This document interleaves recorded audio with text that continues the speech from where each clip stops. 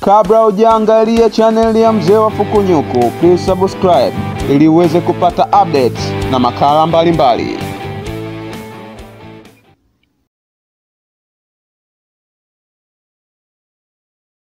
Klabu ya RS Berkane ni timu tishio kwenye michuano hii ya kombe la shirikisho barani Afrika. Imetoa mataji mawili ya kombe hili la pili kwa ukubwa.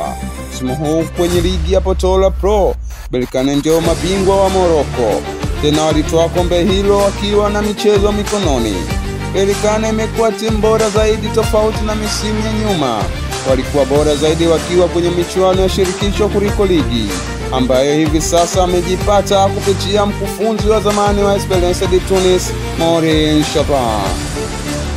Mkufunzi huyu wa Tunis ana mafanikio makubwa akiwa na Esperance de Tunis, akifanikisha kutoa mataji mawili ya ligi ya mabingwa barani Afrika mwaka 2018 na 2019.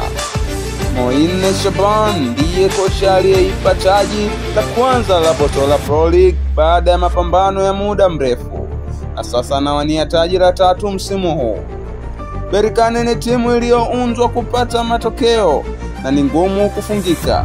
Pia ndio timu hatari kwenye mashambulizi ya kushtukiza na ina wachezaji wanaoweza kusoma mchezo kwa haraka. Berkane chini ya kocha wao wana mentality ya kushinda zaidi. Walifungwa na Constantine pekee katika michuano hii.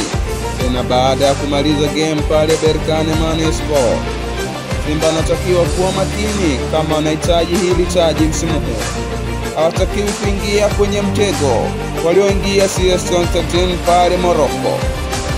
Kila la heri mnyama kwenye vita hii ngumu.